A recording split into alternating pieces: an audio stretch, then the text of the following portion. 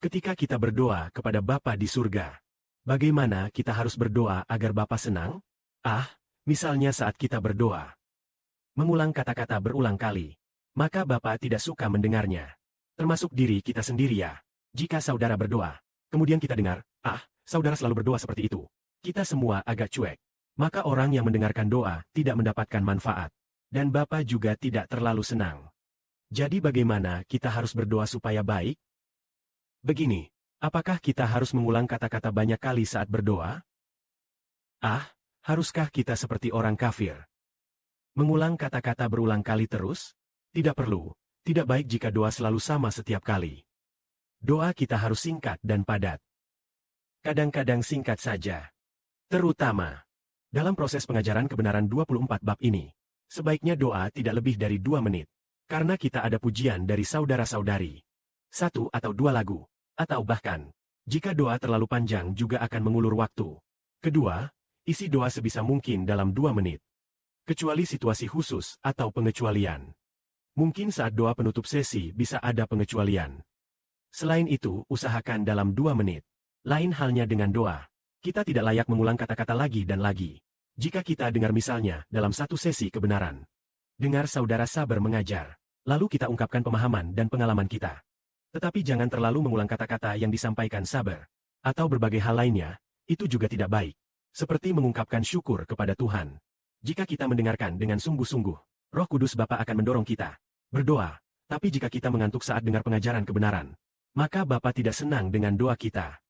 Seperti saat anak sekolah dasar menghadapi tugas. Guru memberi tugas. Anak hanya mengerjakan untuk memenuhi tugas saja. Kita tidak melakukan hanya untuk memenuhi tugas, melainkan persembahan untuk Tuhan.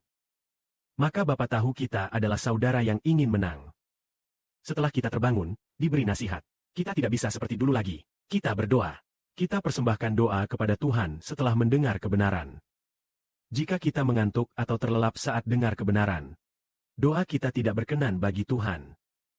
Kita sendiri tidak menang. Bagaimana memimpin kelompok kita untuk menang? Kita punya 12 saudara. 12 saudara, 12 bintang. Setiap bintang mewakili satu suku. Suku Israel di 5 kota Sumenep. Jumlah orang dalam satu suku bisa lebih banyak dari penduduk sebuah negara. 12 suku itu seperti negara besar. Penduduk setiap suku bisa lebih banyak dari penduduk negara manapun. Lebih banyak dari negara manapun. Artinya, kita harus menuntut diri kita, bukan seperti murid sekolah dasar dulu. Tidak seperti permintaan guru dulu. Kita harus menang. Kita harus mengalahkan para rasul kuno seperti Petrus dan Yohanes. Jika saudara-saudari sekelompok dari 12 saudara itu bisa menerima 12 saudara itu, 12 bintang itu, maka saudara lebih berharga dari rasul. Tapi mewakili satu suku. Satu suku jika sebuah negara punya 20 miliar orang. Di dunia baru di alam semesta baru, Israel punya 20 miliar. Maka satu suku punya lebih dari 1 miliar orang. Lebih dari 1 miliar, bisa lebih banyak dari populasi Cina.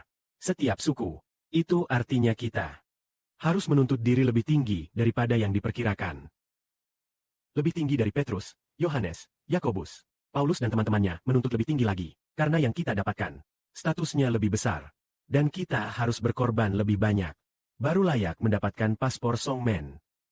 Artinya saat berdoa, kita mendengarkan kebenaran, harus sungguh-sungguh mendengarkan. Setelah mendengarkan dengan sungguh-sungguh, kita harus terus bersyukur kepada Tuhan. Terus mendengarkan, terus bersyukur. Pada akhirnya kita yang tadinya rendah hati, Tuhan lalu mengangkat kita menjadi tinggi. Meski saudara-saudara, para saudara juga rendah hati.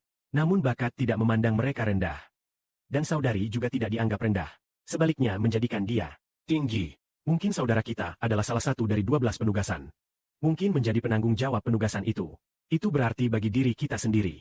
Jika kita tidak sungguh-sungguh, bakat itu akan diambil kembali.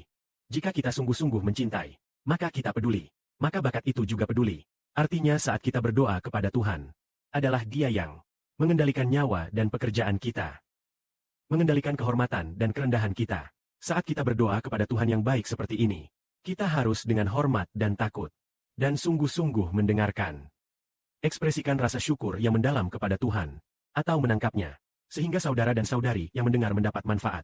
Dengarkan kami, beritahu agar mendapat manfaat. Bapa di surga senang mendengar dan menjawab, mendengarkan dengan sukacita dan menggenapi.